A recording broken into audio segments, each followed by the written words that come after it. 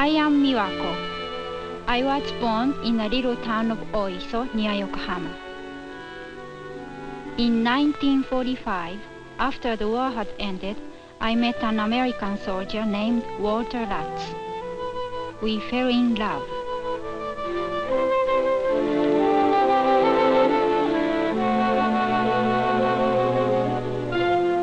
Two years later, we married and left Japan for the United States.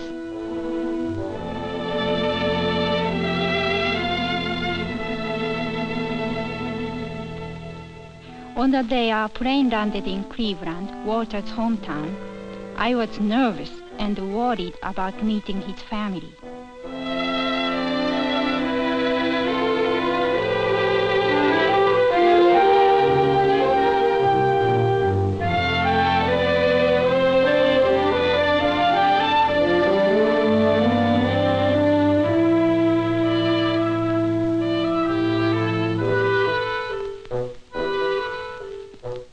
Walter's mother was friendly, but I wondered if she was wishing that Walter had married an American girl.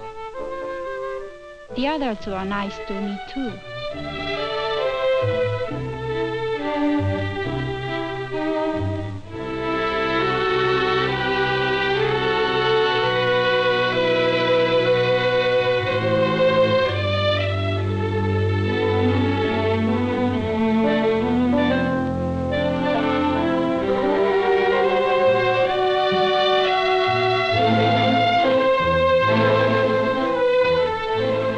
Then I had my first look at Cleveland, Ohio, the city which was to be my new home.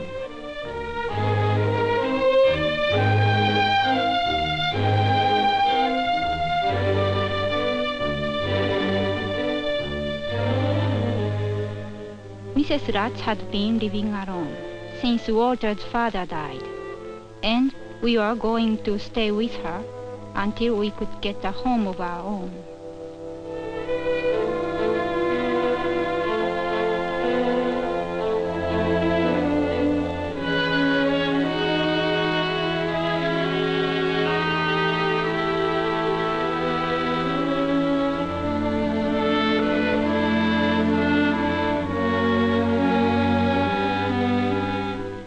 As I looked around me, I was frightened.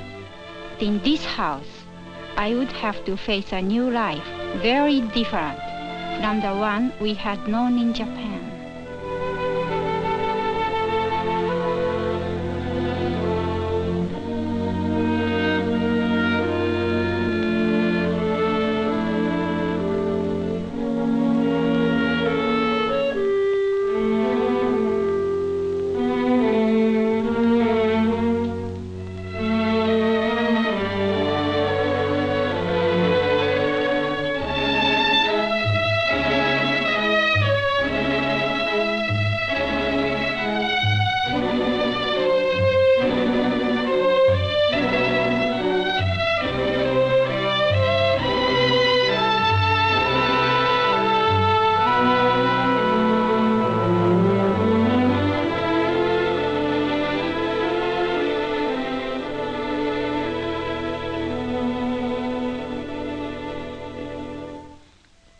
The next evening, Walter invited his family to come to the house and see the pictures he had taken in Japan. I was still uneasy because I wasn't sure these people liked me.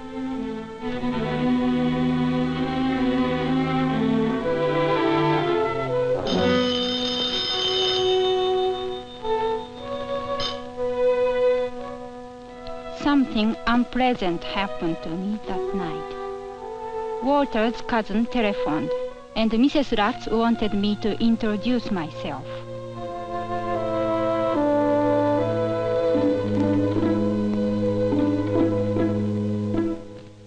English was hard for me then, especially on the telephone. And what I expected happened. I couldn't understand a word. I knew there was no reason to be upset, but I felt stupid and ashamed.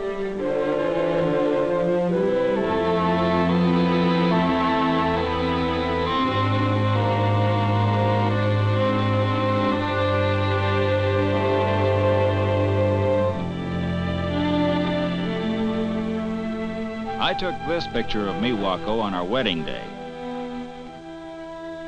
This is Miwako's hometown, where we met. And this is her mother. Miwako took this picture of me near Mount Fuji. One thing that especially intrigued me was bamboo.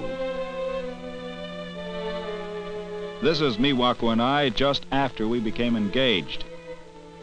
And this is a picture of Miwako's family, taken the day we were married.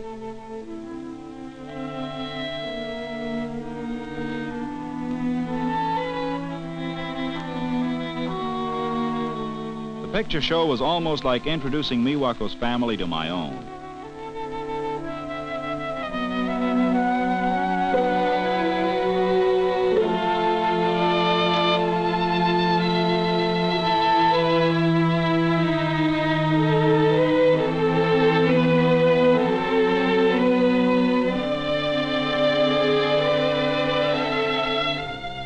More than anything else, I wanted my mother to accept Miwako and to like her, especially because the two would often be alone together while I was away on business.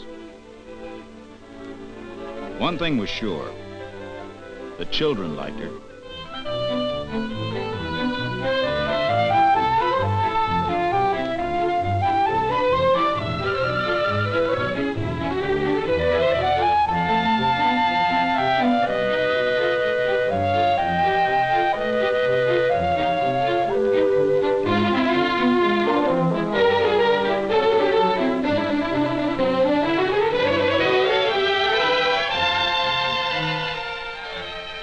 I could see Miwako was relaxed and happy. Now she was teaching the kids a Japanese game.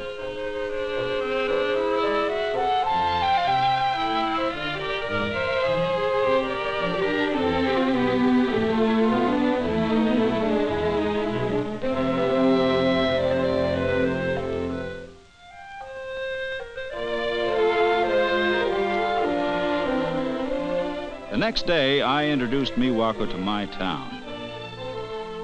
I was a little nervous for her sake because I knew that an American with a Japanese wife would attract attention on the street.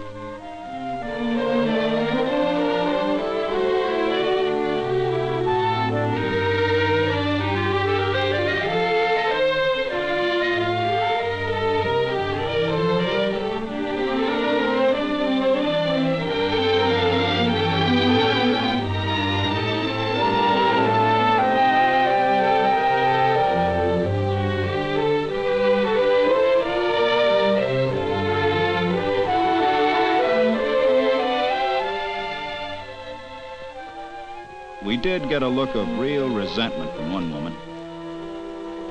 She had lost a son at Iwo Jima. Miwako was disturbed, but when I explained, she understood. I knew she was still feeling a little strange, and I thought some new clothes might make her feel better. So we went shopping.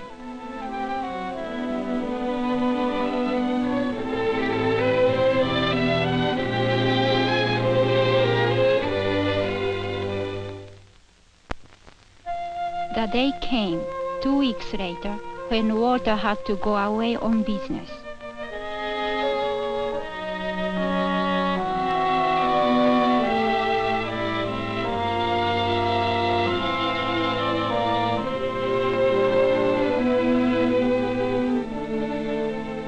As his suitcase snapped shut, I felt already the loneliness of being without him. Walter's mother would be with me, but my poor English made it hard for us to talk. And we did not know each other yet.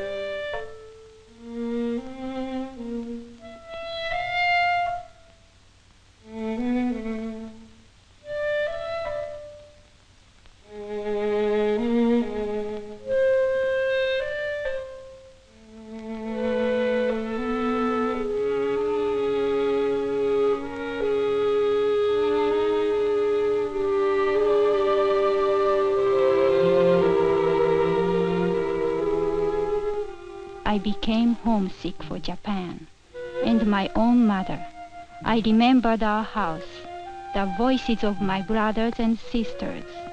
I remembered home.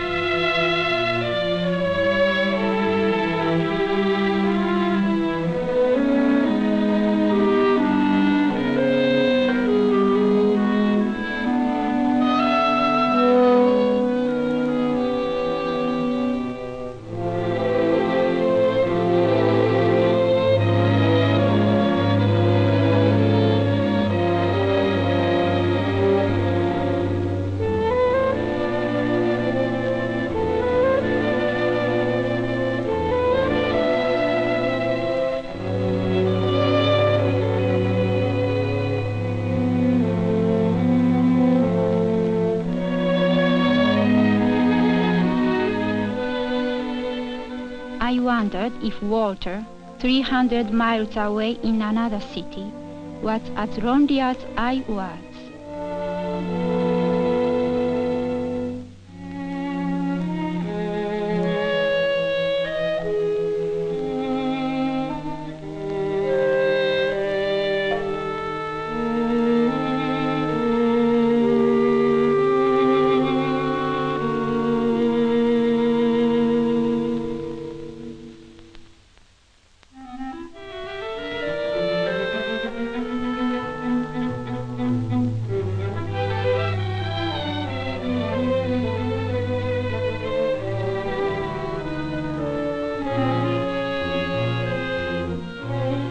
When my trip was over and I came home, I could hardly wait to see Miwako.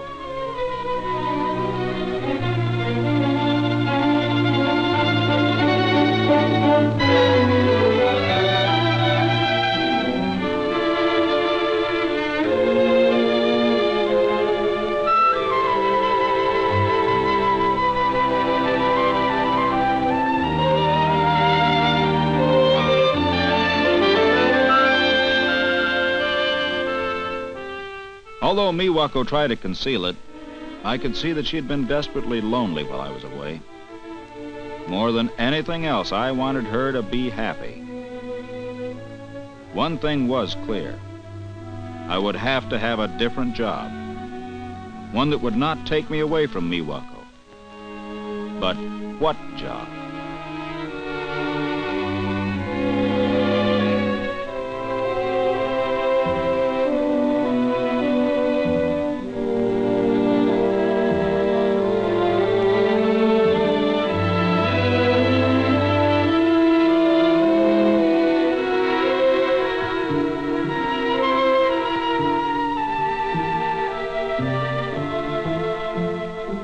These bamboo carvings seem so simple. Maybe we could even make them ourselves. Miwako thought it would be fun to try.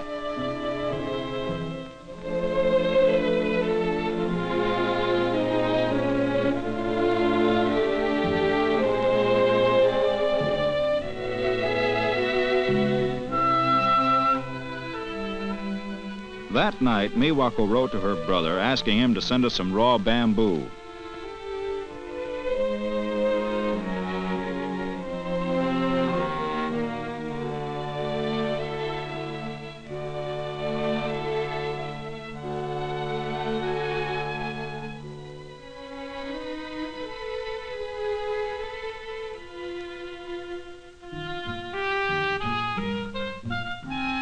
Weekends and evenings, Miwako and I experimented.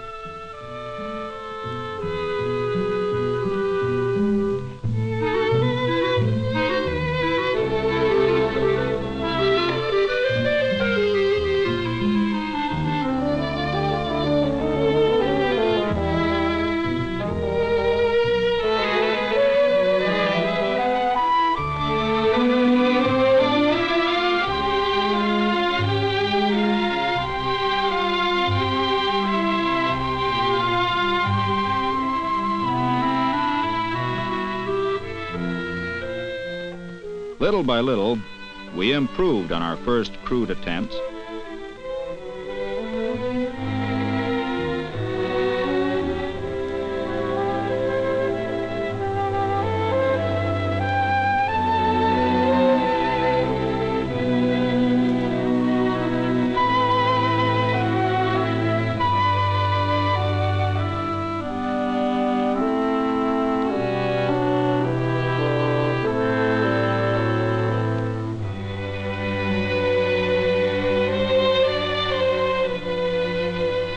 We both became so interested in what we were doing that we lost all track of time and often worked late into the night.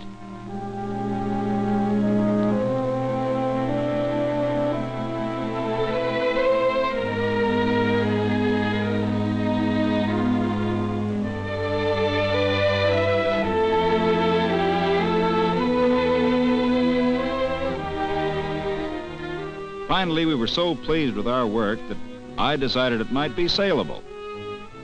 A friend of ours owned a small house furnishing store and had offered to try selling the things for us.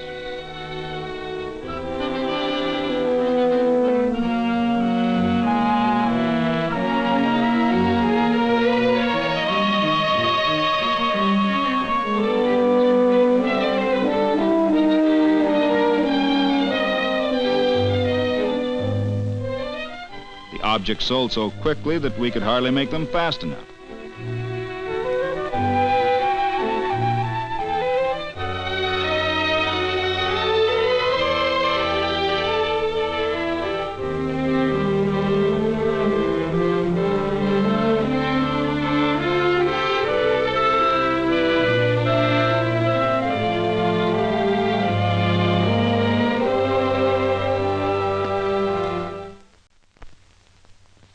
Not long after, I was to go on another business trip. I always dreaded these separations as much as Miwako.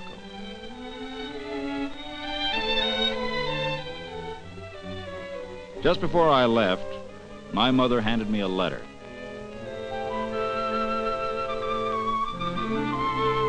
It was from my friend who owned the store. And inside was another check for a sizable amount and a request for many more orders. More than Miwako and I could fill, working only evenings and weekends.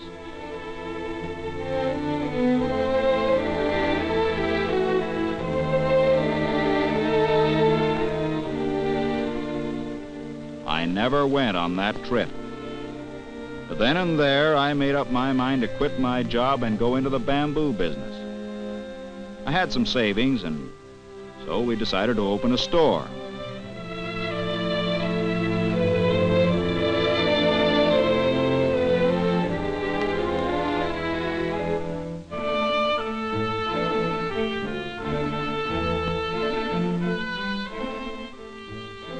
I was so happy about the store that little by little I was feeling less like a stranger in a foreign country and more at home.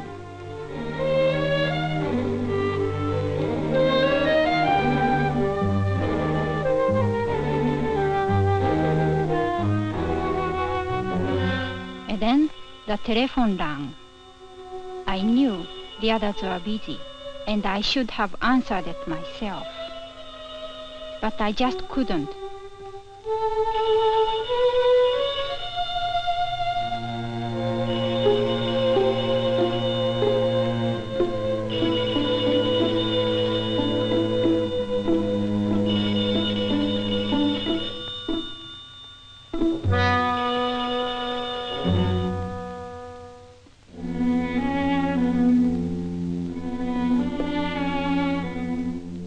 They'd hung up.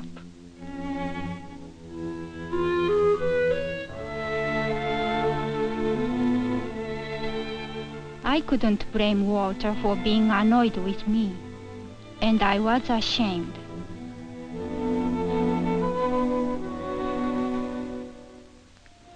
I decided to do something about this, so I joined a class at YWCA, where I could improve my English.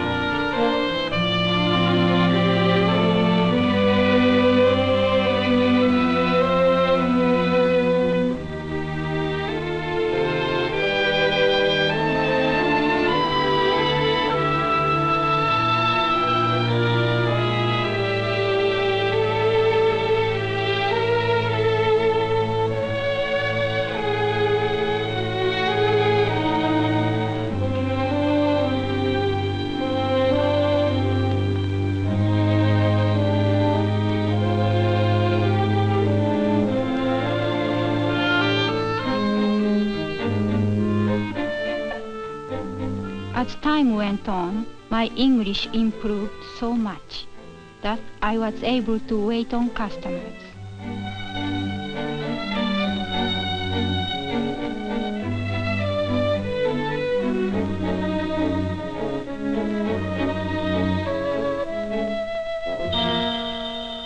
But I was still afraid of the telephone.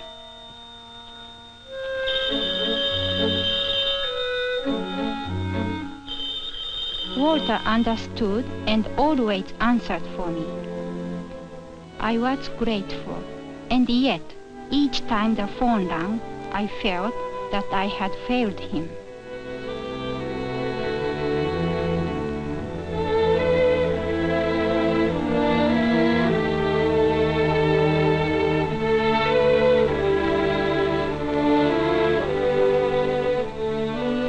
It was after our regular closing time, and Walter was anxious for us to get home. We had both been working very hard ever since the opening of the store. The next day was a Sunday, and we were going to go on a picnic. We thought a day in the country would do us both good.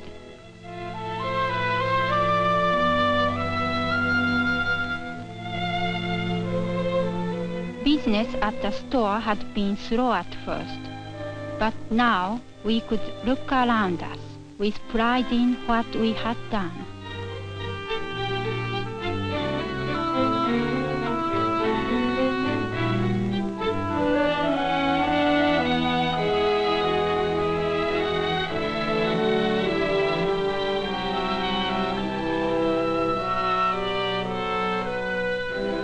We were together, and our future seemed good.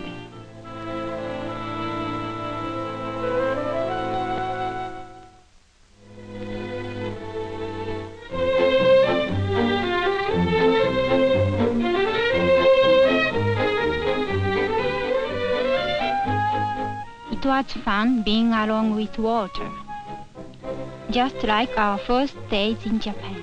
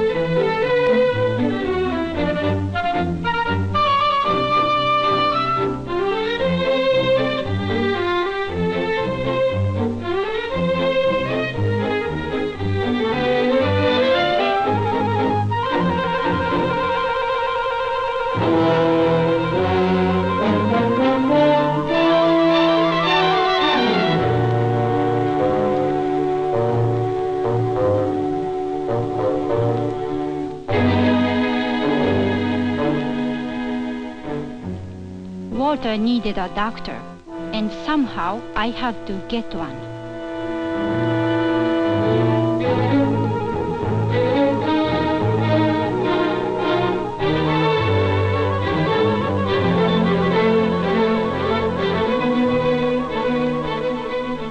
I had no choice now. At that moment, the telephone became my friend instead of my enemy.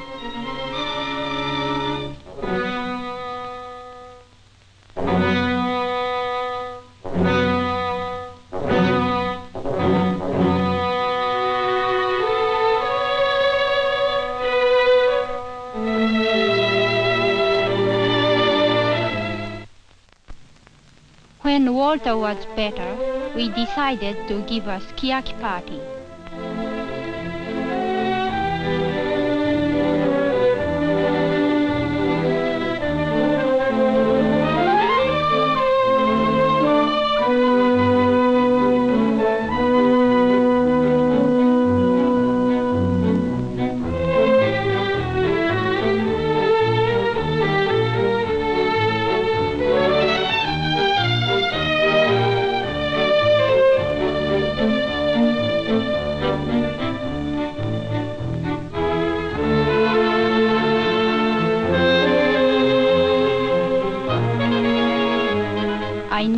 longer wondered whether I was liked. I knew I was. The Mrs. Lutz had become a second mother to me.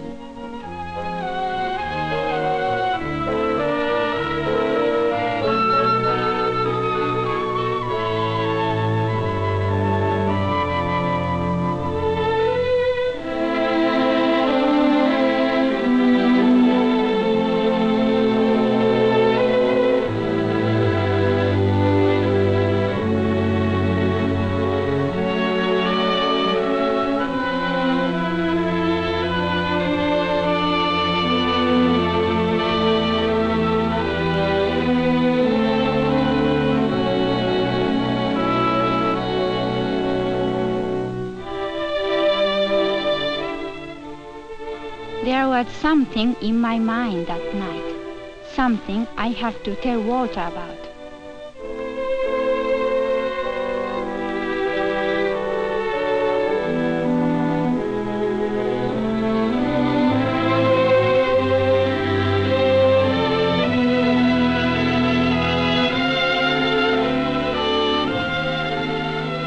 I told him I was going to have a baby.